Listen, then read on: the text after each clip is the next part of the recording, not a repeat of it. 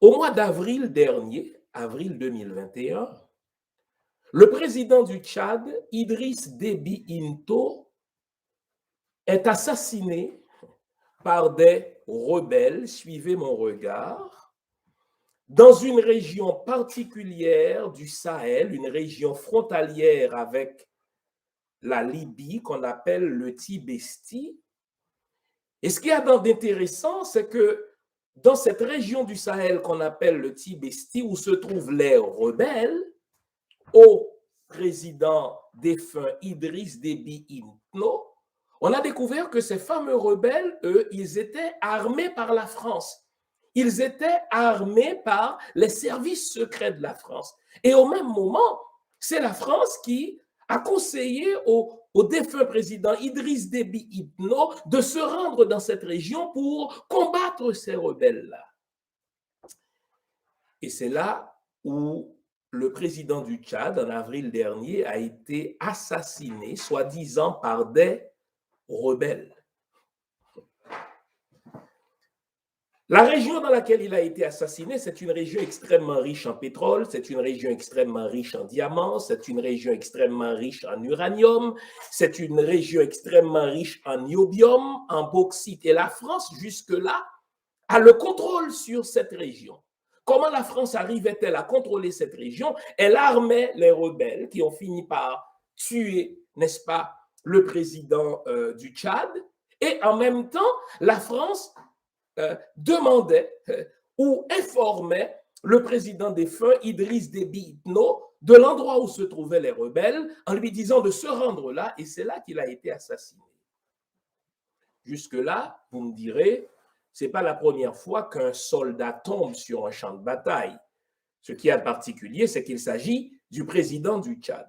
Mais ce que vous devez savoir, écoutez bien là, c'est que dans les mois qui ont précédé l'assassinat du président du Tchad, le président du Tchad avait signé des accords avec la Russie et la Turquie en matière de sécurité, en matière de politique et en matière d'accords commerciaux. Je vous conduis cette fois-ci en Tanzanie. Le président John Magufuli, serait mort de la COVID en mars 2021. Et on en profite pour nous rappeler que le président John Magufuli ne croyait pas tellement, n'est-ce pas, en la COVID. Et voilà qu'il est mort, le président Magufuli. Il est mort.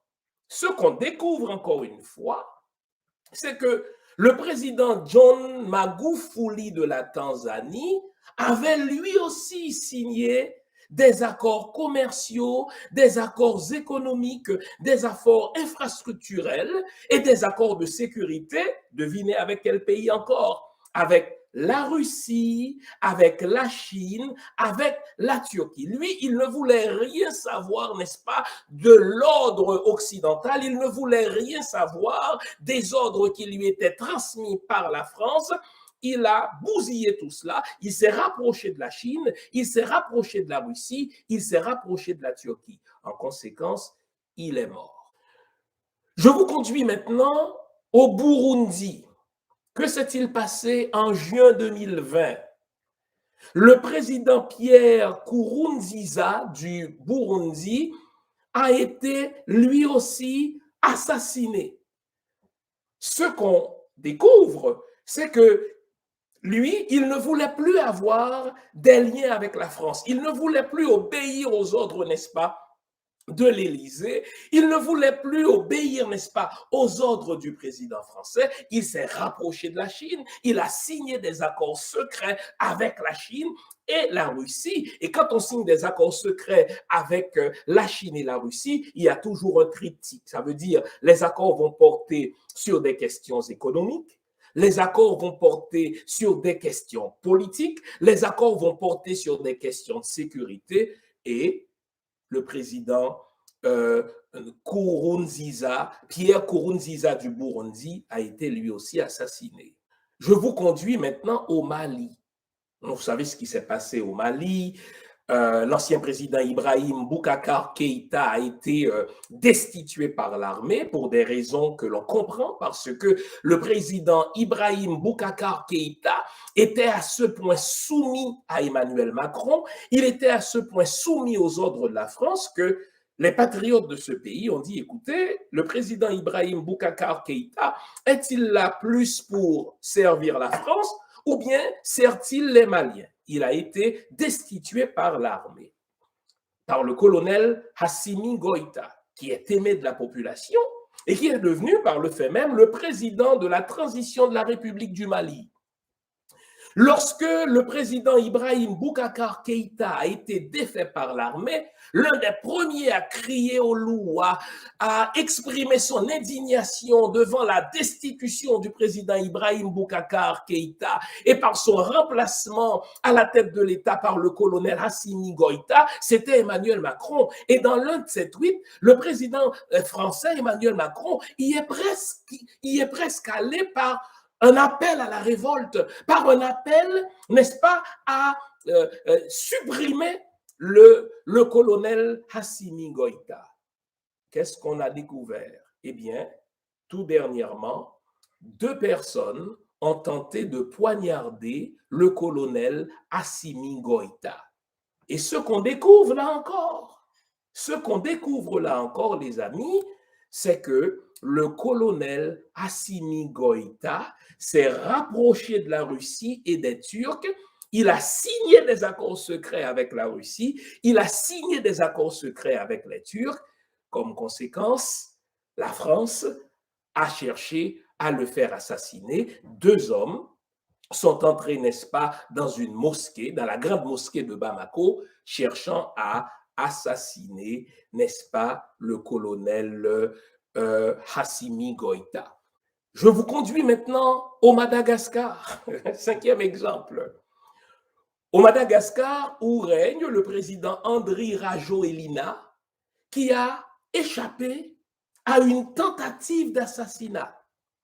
Et ce qu'on découvre, c'est que parmi ceux qui ont été arrêtés, la France n'a pas nié cela, qui ont été arrêtés parce qu'ils ont fait partie du complot en vue d'assassiner le président du Madagascar, Andry Rajoelina, il y avait des anciens militaires français, il y avait, n'est-ce pas, des Français qui ont travaillé pour les services secrets français et qui ont tenté d'assassiner le président du Madagascar, Andry Rajoelina. Encore une fois, qu'est-ce qu'on découvre lorsqu'on cherche à comprendre pourquoi le président Andry Rajoelina a fait l'objet d'une tentative d'assassinat?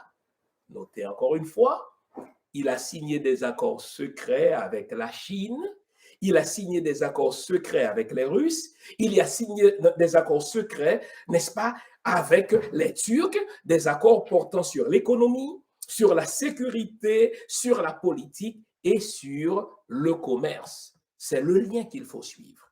Je vous conduis en République centrafricaine où règne justement le président Faustin-Archange Touadéra.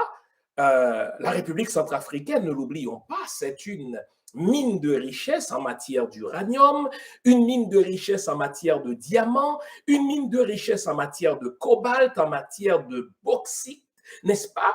Et ce président-là, il a échappé à 3 tentatives d'assassinat. Et qui est-ce qu'on découvre dans les complots devant conduire à son assassinat? On découvre d'anciens militaires français qui travaillent pour la DGSE, c'est-à-dire la Direction générale des services extérieurs de la France. On retrouve aussi d'anciens militaires français qui travaillent pour les RG, les renseignements généraux. Et quand on cherche à savoir mais quel est le mobile derrière ces 3 tentatives d'assassinat, n'est-ce pas, qu'a subi le président centrafricain, Faustin-Archange Touadéra, encore une fois, notez le fil d'Ariane, le président Touadéra a signé des accords secrets avec les Russes, il a signé des accords portant sur des questions de renseignement et sur la question de la sécurité. Et là, j'ajoute quelque chose, ce sont les Russes qui sont responsables à 100% de la sécurité du président centrafricain. Et le président russe, Vladimir Poutine, en a fait une affaire personnelle. Il a dit, je sais que, n'est-ce pas, les services secrets français veulent assassiner le président centrafricain, Faustin Archange Touadéra. Vladimir Poutine a dit, j'en fais une affaire personnelle, et il a mis autour du président centrafricain toute une ceinture de sécurité, en sorte que, grâce aux services de sécurité russes, le président centrafricain a échappé à 3 tentatives d'assassinat français. 7e exemple, vous notez, hein, ça progresse. Je vous conduis cette fois-ci en Guinée équatoriale. La Guinée équatoriale qui est riche en pétrole, la Guinée équatoriale où règne justement le président Teodoro Obiang Nguema. Lui, c'est quelqu'un qui est reconnu comme un anti-français. Jusque-là, la France, des compagnies françaises en matière de pétrole avaient des droits exclusifs sur l'exploitation du pétrole en provenance de la Guinée équatoriale. Le président de la Guinée équatoriale, Teodoro Obiang Nguema, lui, il s'est regimbé contre cela. Il a défait des accords qui ont été, il a défait des contrats qui ont été donnés à des compagnies pétrolières de la France. Et désormais, il a signé, encore une fois, vous me voyez venir, des accords commerciaux avec qui? Avec les Russes et avec les Turcs. Conséquence, il a subi des tentatives d'assassinat. Récapitulons, on fait de la pédagogie. J'ai commencé avec l'exemple du Tchad, n'est-ce pas?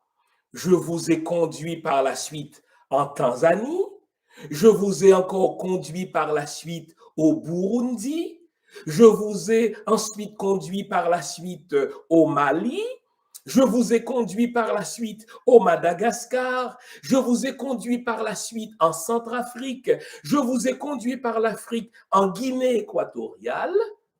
Qu'est-ce que vous remarquez? À chaque fois, il y a un fil d'Ariane. En juin dernier, le 14 juin dernier, Jovenel Moïse est allé en Turquie et là, il a signé des accords secrets. Devinez avec qui? Avec les Russes, avec les Turcs, avec les Chinois. Ça, c'est le fil d'Ariane, mes amis, pour comprendre ce qui se passe. Et dès que Jovenel Moïse a fait ce que d'autres chefs d'État africains ont fait, il était écrit dans le ciel que Jovenel Moïse allait subir les mêmes sorts, ou plutôt le même sort que les autres chefs d'État africains ont subi parce qu'ils ont osé se rapprocher de la Russie, parce qu'ils ont osé se rapprocher de la Chine, parce qu'ils ont osé se rapprocher de la Turquie.